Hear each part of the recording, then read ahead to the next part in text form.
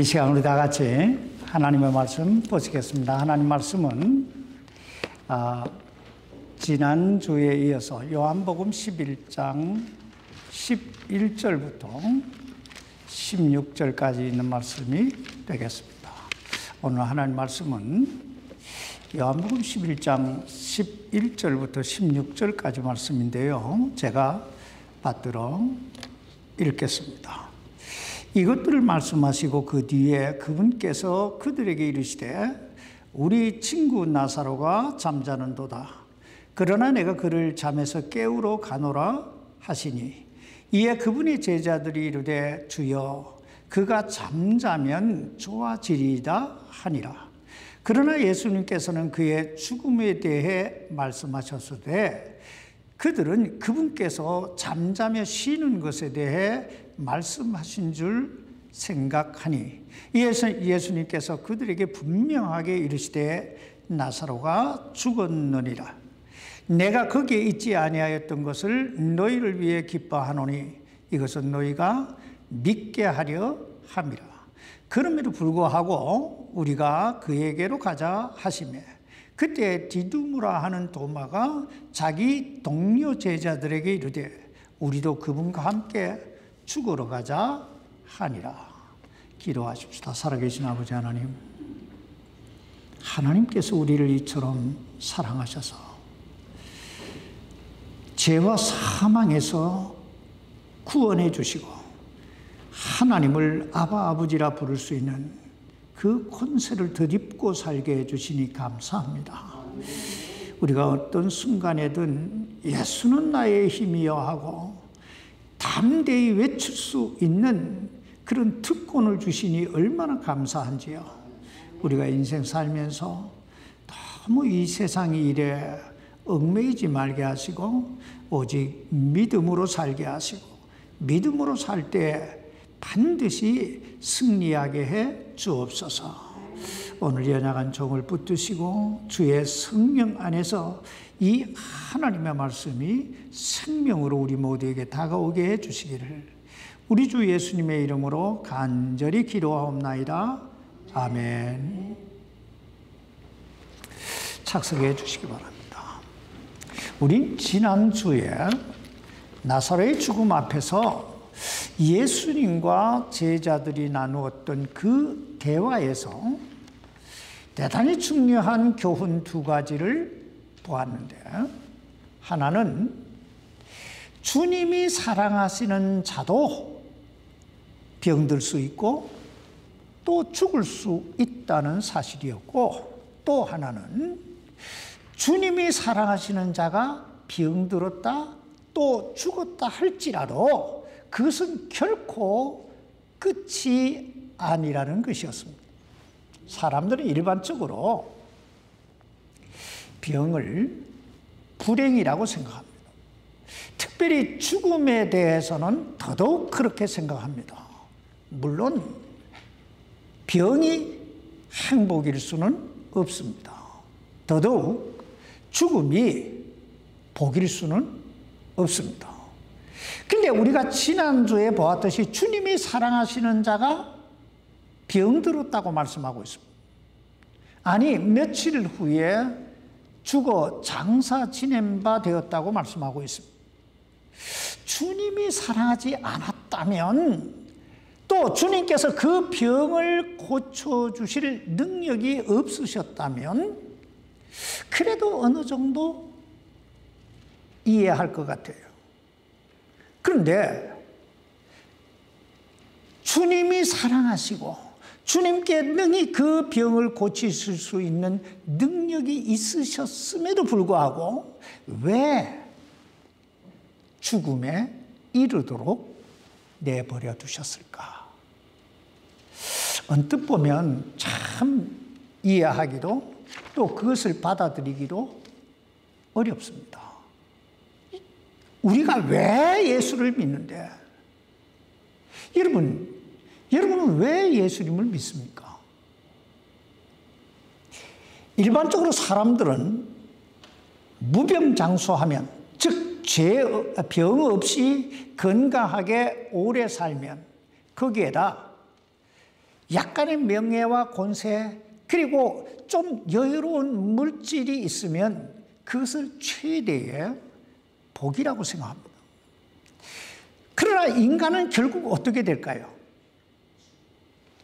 아무리 무병장수한다 해도, 아무리 부귀의 영화 권세를 누린다고 해도 결국은 죽습니다.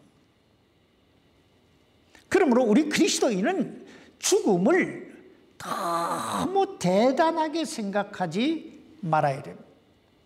무슨 말이냐면 그리스도인은 죽음을 끝이라고 생각해서는 안 된다는 거예요. 어떤 사람들은 얼핏 하면 나 없어 봐라, 나 죽어 봐라 하는 사람들이 있어요. 그러나 여러분, 그 사람 죽었다고, 그 사람 없다고 이 세상에 뭐 어떤 일이 일어납니까? 이 지구가 멈추기라도 합니까? 그리고 죽었다고 그 사람의 모든 책임이 사라질까요? 조금 안 된 말이지만 나 죽겠다는 사람, 나 없어 봐라 하는 사람 그래도 괜찮아요. 그래도 좀 낫습니다. 괜찮은 게 아니라 나아요. 조금 나아요. 그런데 세상에는 너 죽어봐라 하는 사람도 있습니다. 사실 이런 사람들 때문에 오늘날 이 지구촌이 얼마나 몸살을 앓고 있어요. 지금 일본 열도에 어떤 일이 일어나고 있습니까? 얼마 전에 우리가 독립기념일 때 시카고에서 또 어떤 일이 일어났어요? 네? 그렇다면 여러분, 왜 사람들은 나 죽어봐라, 너 죽어라 이럴까요? 한마디로 인간이 뭔지를 몰라서 하는 말이에요. 사람이 뭔지를 몰라서 하는 말이에요. 인간은 하나님께서 창조한 모든 만물 중에 가장 탁월한, 가장 소중한 존재입니다. 왜냐하면 인간은 하나님께서 친히 당신의 형상대로 빚으시고 그 코에 숨결, 여기에 생명의 숨을 불어넣어 살아있는 혼이 되게 하신 존재이기 때문입니다. 그러므로 인간에게만 영혼이 있어요.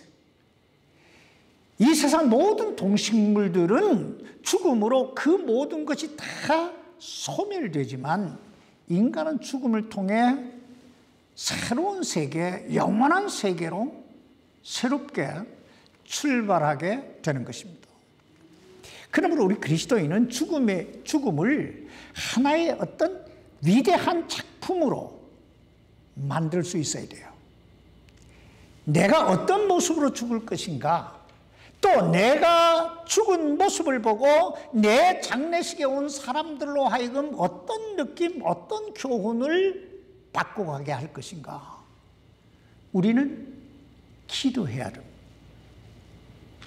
단 한 번밖에 없는 죽음, 어떻게 맞이할 것인가.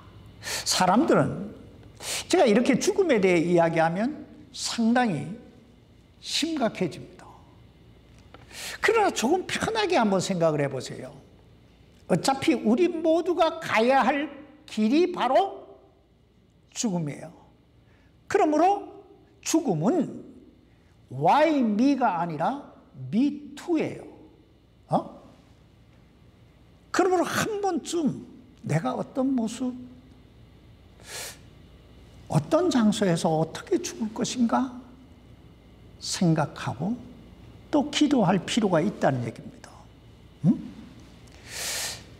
엘리자베스 워스라고 하는 유명한 심리학자가 죽음을 앞에 둔 600여 명의 사람들을 대상으로 그 심리 상태를 조사한 그 보고서가 있는데, 거기에 보면 대체적으로 사람들은 5가지 반응을 보인다고 그래요. 첫째는 아니다 라고 부정한다는 거예요. 나는 아니다. 나이가 많아 늙었으면 모르지만은 젊은 사람일수록 당신의 생명은 이제 얼마 남지 않았습니다 라고 하는 의학적 선고를 받게 되면 열이면 열 다 부정한다는 거예요. 아니라, 나는 아니다, 나는 안 죽는다. 두 번째는 분노한다는 것입니다. Why me가 바로 이런 경우예요. 이 세상에 죽어야 할 사람들이 얼마나 많이 늘려 있는데 왜 내가 죽어야 되냐 이거예요. 왜 내가 죽어야 되냐. 세 번째는 흥정한다고 합니다. 즉, 좀 더 살 길이 없을까? 어떻게 하면 살 수 있을까? 그 길을 찾는다는 거예요.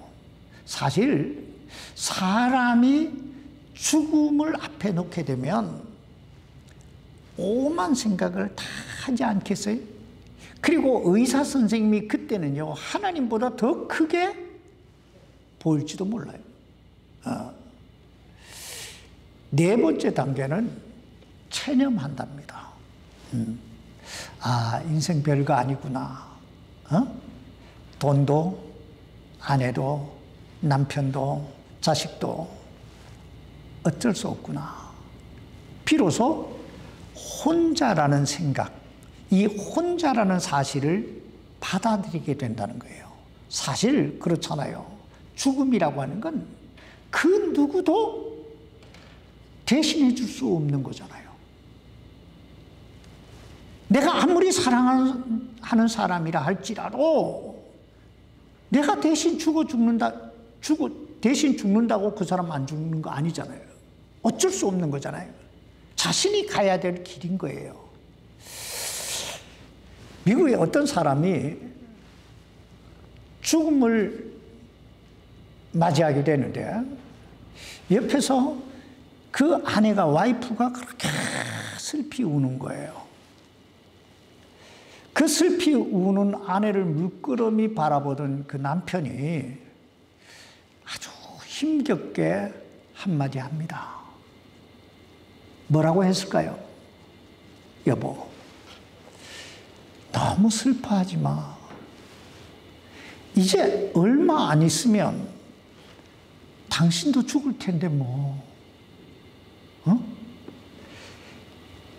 이것이 죽음의 보편성, 미투입니다. 조금 먼저 가고 조금 나중 갈 뿐이에요. 어차피 다 가야 할 길입니다. 그리고 다섯 번째 단계에 가면 그 죽음을 여기에 수용한다는 거예요. 받아들인다는 거예요. 이렇게 가는 게 인생이구나. 근데 성경적으로 보면 우리 모두는 이미 죽음이 예고된 사람이 아니라 결정된 사람들입니다.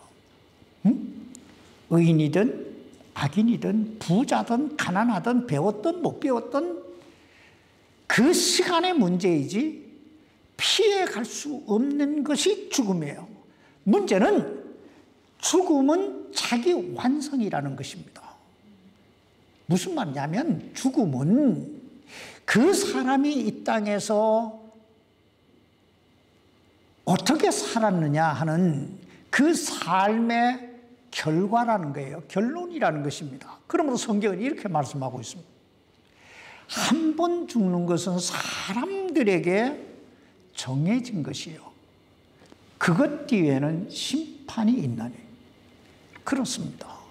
죽은 모든 사람들에게 정해진 거예요. 근데 문제는 그것 뒤에, 그 죽음 뒤에 심판이 있다는 거예요. 그래서 사람들이 죽음을 두려워하는 거예요. 다시 말하면 죽는 것도 두려운데 진짜 두려운 건 죽음 후에 어떻게 될 것인가. 그 심판이 더 두렵다는 거예요. 그래서 죽음은 도덕성을 가진다는 말이 있습니다.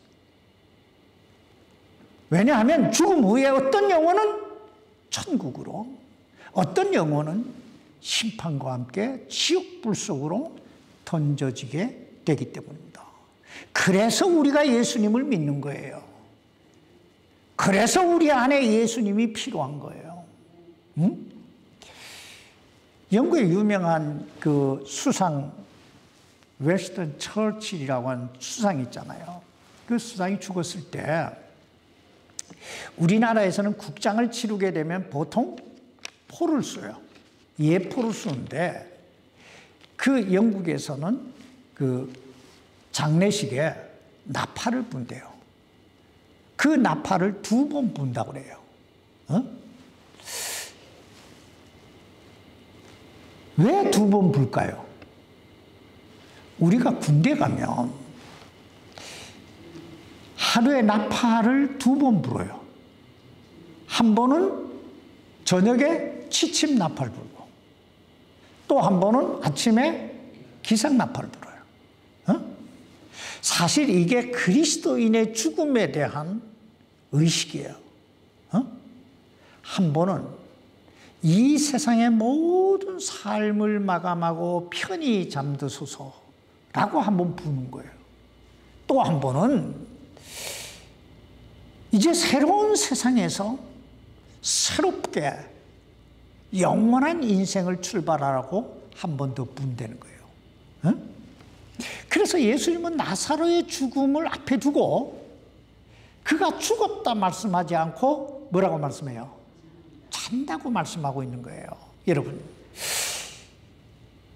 예수님은 왜 나사로의 죽음 앞에서 그냥 알기 쉽게, 제자들이 알기 쉽게, 이해하기 쉽게, 아, 나사로가 죽었다 이렇게 말씀하지 않고 잔다고 그렇게 말씀하셨을까요? 이유는 간단해요. 예수님 당신 자신이 친히 그를 다시 깨워 일으키실 것이기 때문입니다. 오늘 요한복음 여기 11장 11절 말씀 보시기 바랍니다. 이것들을 말씀하시고 그 뒤에 그분께서 그들에게 이르시되 우리 친구 나사로가 잠자는도다. 그러나 내가 그를 잠에서 어떻게 해요? 깨우러 가노라 하시니. 이 말씀 참 대단히 중요한 말씀이에요. 왜냐하면 이 말씀은 나사로에게, 오늘 이 나사로에게만 하신 말씀이 아니라 예수 믿고 구원받은 우리 모든 그리스도인들을 향하여 하신 말씀이기 때문입니다. 이 사실 사도 바울은 데살로니가전서 4장 16절에서 이렇게 증거하고 있습니다. 주께서 호령과 천사장의 음성과 하나님의 나팔 소리와 함께 친히 하늘로부터 내려오시리니 그리스도 안에서 죽은 자들이 먼저 어떻게 해요? 일어나고 그렇습니다. 예수님께서 잠들어 있는 이 나사로를 그 잠에서 깨우러 가셨던 것처럼 이제 때가 되면 그리스도 예수 안에서 잠자는 자들을 깨우시기 위해 다시 오실 줄 믿습니다. 그리고 그날이 되면 그리스도 안에서 잠자고 있는 우리 모두가 다 일어나는 부활의 역사가 일어날 줄 믿습니다. 그러면서 15절에 보면 대단히 중요한 말씀을 하고 계시는데 15절 말씀 보시기 바랍니다. 내가 거기에 있지 아니하였던 것을 너희를 위해 기뻐하노니 이것은 너희가 믿게 하려 함이라. 그럼에도 불구하고 우리가 그에게로 가자 하시매. 여기 보면 우리들이 늘 마음속에 담고 살아야 될 대단히 중요한 교훈의 말씀이 나오는데, 첫째는 내가 거기 있지 아니하였던 것을 너희를 위해 기뻐한다 하는 말씀입니다. 여기에 거기가 어디입니까? 나사로가 병들어 있는 바로 거기, 그 베다니, 나사로의 집을 가리키는 말이에요. 여러분, 만약에 예수님께서 병들어 신음하고 있는 나사로의 집에 계셨더라면 어떤 일이 일어났을까요? 예수님의 그 성품, 예수님의 그 어떤 성정으로 보나, 마리아와 마르다의 그 간절한 매달림으로 보나, 분명히 예수님은 나사로를 살려주셨을 거예요. 그러므로 이 말씀을 우리 방법대로 그냥 쉽게 편하게 해석하면 이런 뜻이에요. 나사로가 죽을 때까지 내가 그곳에 가지 않고 내가 여기 있은 것을 나는 뭐 한다? 기뻐한다. 이런 뜻이에요. 참 이해하기 어렵습니다. 아니 어떻게 보면 참 매정하시다는 느낌이 들어요. 아니 사랑과 은혜와 긍휼에 풍성하신 하나님 주님께서 어떻게 그 나사로가 죽을 때까지 그냥 내버려 두신 걸 기뻐하신다고 그렇게 안타깝다 이렇게 말씀 안 하시고 기뻐하신다고 말씀하실까? 참 이해하기 어렵잖아요. 이런 우리들의 어떤 마음, 그 심정을 대변해 주는 말씀이 여기 요한복음 11장 21절에 나오는데, 그 21절에 보면 예수님께서 오신다고 하는 소식을 듣고 그 예수님을 마중하러 나갔던 마르다가 예수님을 보자마자 이렇게 말합니다. 그때 마르다가 예수님께 이르되 주여, 주께서 여기 계셨더라면 내 오라비가 죽지 아니하였으리이다. 여러분, 얼마나 야속하고 얼마나 마음이 아팠으면 이렇게 예수님 앞에서 면박을 줄 수 있었겠어요? 예수님은 내가 거기 있지 아니하였던 것을 내가 기뻐한다 이렇게 말씀하시는데, 막상 오라비를 잃은 참 슬픔을 당하고 아픔을 당한 당사자들은 그냥 원망스럽다는 거예요. 그렇다면 주님은 기뻐하신다고 하시는데 왜 우리는 원망이 나오고 왜 우리는 불평이 나올까요? 문제는 주님은 결과를 보시는 반면에 우리 인간은 그 한순간의 과정만 보기 때문입니다. 다시 말하면 주님은 그 결과를 통해서 이루어질 엄청난 열매, 그 열매를 보시는 반면에 우리는 당장에 내가 겪고 있는 아픔, 고통, 그것만 본다는 거예요. 그래서 우리 안에 원망이 생기고 우리 안에 불평이 생긴다는 거예요. 쉽게 말하면 주님은 나사로가 병들었건 죽었건 장사 지낸 바 되었건 결국은 당신이 다시 살리실 것을 알고 계셨어요. 그게 뭐 그렇게 큰 문제가 아니라는 거예요. 아니 그 일로 인해서 믿음이 없는 제자들에게는 믿음의 확신을, 그리고 믿지 않는 유대인들에게는 믿음을 주게 되리라고 하는 그 사실을 예수님이 알고 계신 거예요. 그래서 내가 거기에 있지 아니한 것을 기뻐한다고 말씀하신 거예요. 그렇다면 오늘 우리는, 참 예수 믿는 우리는 어떤 자세로 우리의 삶을 살아가야 될까요? 우리가 여기서 배워야 할 교훈은요, 우리가 어떤 형편, 어떤 처지에 있든지 간에 첫째는 하나님이 나를 사랑하신다는 사실을 믿어야 돼요. 하나님 나를 사랑하신다. 둘째는 하나님은 나를 사랑하시기 때문에 내 삶 속에 어떤 일이 일어나든 모든 걸 다 합력하여 선을 이루게 하실 것이라고 믿어야 돼요. 더 나아가서 그 믿음 가운데 우리 마음속에 기대해야 돼요. 하나님이 이 일을 통해서 나에게 무엇을 주실까? 그리고 기도해야 돼요. 그리고 기다려야 돼요. 그래서 항상 제가 이야기하잖아요. 그리스도인의 삶에는 3기가 필요하다. 첫째는 기대하라, 기도하라, 기다리라. 왜냐하면 우리 하나님은 절대로 당신의 자녀들을 망하도록 내버려 두시는 분이 아니기 때문입니다. 네 번째는 하나님께서 나를 좀 더 탁월하게 쓰시기 위해서 좀 더 큰 그릇으로 만드시기 위해 준비하는 훈련의 과정이라고 믿어야 합니다. 요한복음 15장 2절에 보면 예수님께서 이렇게 말씀하고 있습니다. 내 안에서 열매를 맺지 아니하는 모든 가지는 그분께서 제거하시고 열매를 맺는 모든 가지는 깨끗하게 하사 그것이 더 많은 열매를 맺게 하시는 거죠.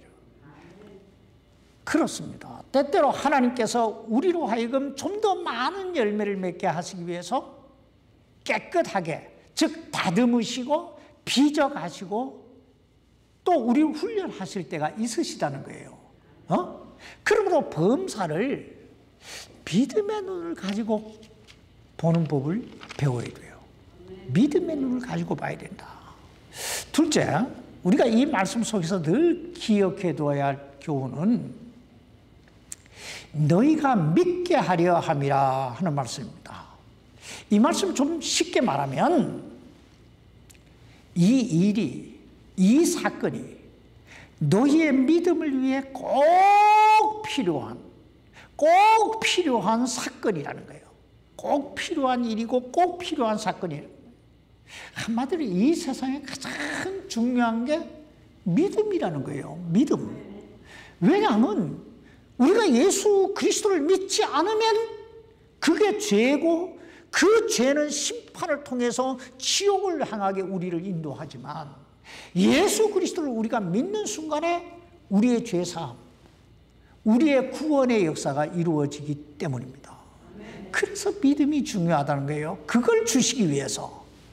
근데 전에도 말씀드렸듯이 믿음에도 다 그 믿음의 분량이 있습니다. 무슨 말이냐면 믿음에도 큰 믿음이 있고 적은 믿음이 있고 그냥 희미한 믿음도 있고 확고한 믿음도 있고 그냥 미지근한 믿음도 있고 아주 그냥 굳건한 믿음도 있다는 거예요. 여기 미지근한 믿음 가진 사람들이 여기 빈자리 다 만들고 있잖아요. 그렇다면 어떤 사람이 큰 믿음, 그 확신에 찬 믿음을 가질 수 있을까요? 어떤 사람이? 한마디로 말하면요, 하나님의 손길을 처음 해본 사람이에요. 하나님의 손길을 처음 해본 사람. 생각해 보세요. 세상 말로 유명한 말이에요. 고기도 뭐 한 사람이 먹어요? 먹어본 사람이 먹는다고. 기도도 해본 사람이 기도해요. 왜냐하면 기도해 보니까 하나님께서 역사하시거든요. 하나님께서 자신의 기도에 응답해 주신다는 사실을 자꾸 체험하거든요. 이런 사람은 기도를 안 할 수가 없어요. 기도를 안 할 수가 없어요. 말씀도 그래요. 말씀을 읽다 보니까 그 말씀이 복이 되는 거예요.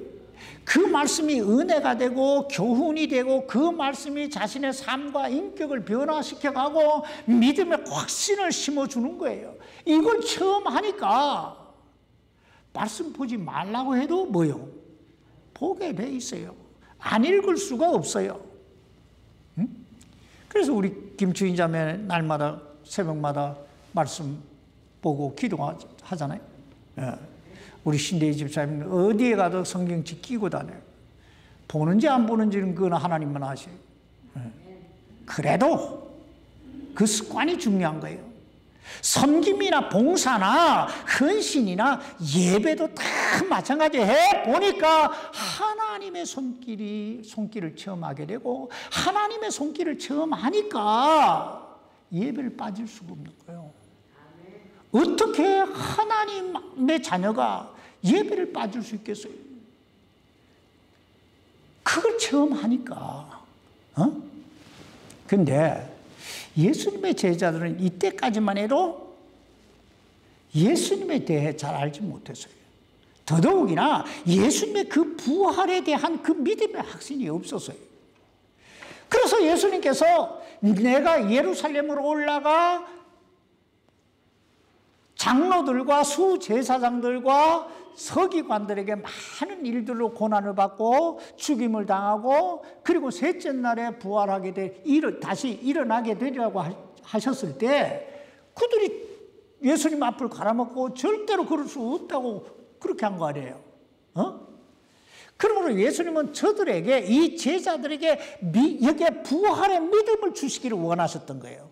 그러기 위해서는 죽은 자가 살아나는 역사가 일어나야 됐다 이 말이에요. 그걸 처음 여기에 시킬 필요가 있으셨다는 거예요. 그래서 나사로의 죽음이 필요했던 거예요. 이와 같이 하나님께서 때때로 우리의 삶에 여러 가지 문제와 시련을 허락하시는 것도 마찬가지예요. 예를 들어서 하나님께서 아브라함에게 아들을 주시겠다고 약속하셨어요. 하나님께서 약속하셨으니 언젠가는 주실 줄 믿습니다. 여기서 잠깐 생각해 보십시다. 만약에 하나님께서 아브라함에게 아들을 주겠다 약속하시고 즉시 아들을 주셨다면, 아브라함이나 그의 아내 사라가 아이를 낳을 수 있을 정도로 건강할 때, 젊었을 때 아들을 주셨다면, 과연 저들이 그것을 기적이라고 느꼈을까요?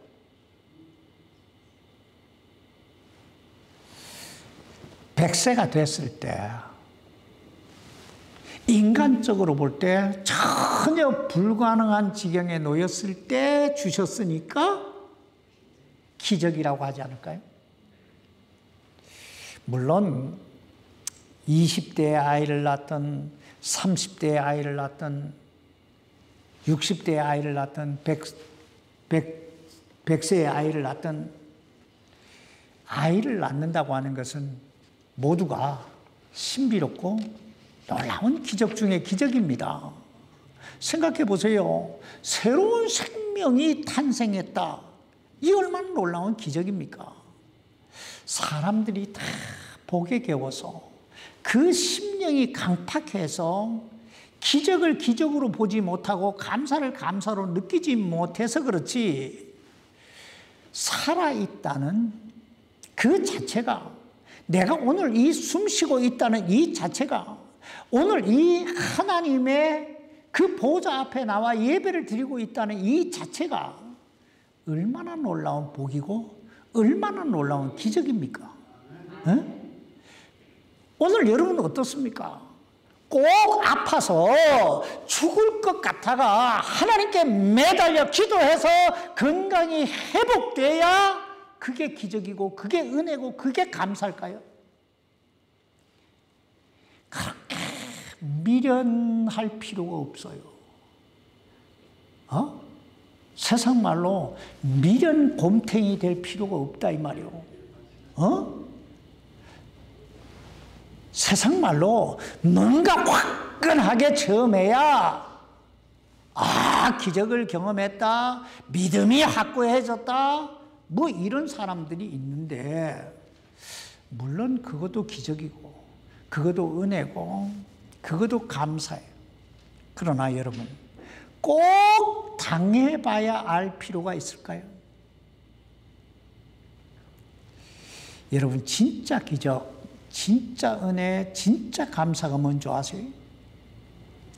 진짜 은혜, 진짜 기적, 진짜 감사는 오늘 내가 건강하게 숨쉬고 있다는 거, 오늘 내가 다른 곳에 있지 아니하고 주님 앞에 있다는 거, 내가 오늘 예수 그리스도를 믿고 있다는 거, 이게 은혜 중에 은혜고 감사 중에 감사고 기적 중에 기적인 줄 믿습니다. 예수님께서 내가 거기 있지 아니한 것을 기뻐한다고 말씀하신 건, 주님은 그 결과를 다 이미 다 알고 계셨기 때문이에요. 아니, 좀 더 좋게, 좀 더 아름답게, 좀 더 건강하게 만드실 능력이 있으셨기 때문입니다. 그러나 오늘 우리는 어때요? 알지도 못하고 그럴 만한 능력 없잖아요. 그러므로 제일 좋은 방법, 믿으라면 믿고 하라면 하고 빨리 회개하라면 회개하고 돌아서라 하면 돌아서는 거, 주님 앞에 순종하며 사는 게 이게 가장 놀라운 지혜고 가장 놀라운 은혜인 줄 믿습니다. 세 번째, 마지막으로 우리가 이 말씀 속에서 늘 기억해 둬야 할 교훈은 그럼에도 불구하고 우리가 그에게로 가자 하는 말씀이에요. 저는 이 말씀을 묵상할 때마다 참 얼마나 복이 되는지 몰라요. 생각해 보세요. 비록 제자들에게 믿음의 확신을 주시기 위해서 더 나가서 유대인들에게 믿음을 주시기 위해 내가 거기 있지 아니한 것을 기뻐한다 이렇게 말씀은 하시지만 그 마음이 얼마나 마리아와 마르다와 그리고 나사로에게 향하셨으면 그럼에도 불구하고 가자, 우리가 가자 이렇게 하셨을까? 우리가 믿고 섬기는 주님은 바로 이런 분이신 줄 믿습니다. 우리를 홀로 내버려 두시지 않아요. 때때로 내 삶과 내 인격과 내 믿음을 여기에 다듬으시고 빚으시기 위해 아픔도 허락하시고 고통도 허락하시고 시련과 여러 가지 문제도 허락하실 때가 있으시지만은 사실 그건 우리 주님의 본심이 아니시라는 거예요. 그게 우리 주님의 본심이 아니시라는 거예요. 여러분들 인생을 살아보셔서 아시겠지만 왜 이런 일이 우리 생애 속에 일어나는지 이해할 수 없을 때가 얼마나 많습니까? 그래서 하나님 앞에 하나님 왜요 하고 울부짖을 때가 얼마나 많습니까? 그때 하나님께서 제게 주신 말씀이 있는데 그게 에레미야 3장에 나오는 말씀이에요. 3장에 보면 주께서 인생으로 고생하며 근심하게 하심이 본심이 아니시로다. 자, 우리 주님의 본심은 내가 근심하고 고생하고 사는 게 아니라는 거예요. 우리 주님의 본심은 우리 모두가 다 건강하고 행복하고 형통하고 영원히 사는 것인 줄 믿습니다. 그런데 우리 인간이 너무 미련해서 우리 인간이 너무 욕심이 많아서 자기 죄의 본성, 하나님의 말씀 따라 하나님 뜻대로 살려고 하기보다는 자기 본성의 그 죄의 본성을 따라 자꾸 어긋난 딴 길로 가기 때문에 고생 없이는, 근심 없이는, 문제 없이는, 아픔 없이는 하나님께로 돌아오지 않기 때문에 아픈 가슴 끌어안고 주님이 그걸 일시적으로 허락하신다는 거예요. 그러므로 방법은 하나밖에 없어요. 하나님께서 오라 하시면 오는 거예요. 믿으라 하면 믿는 거예요.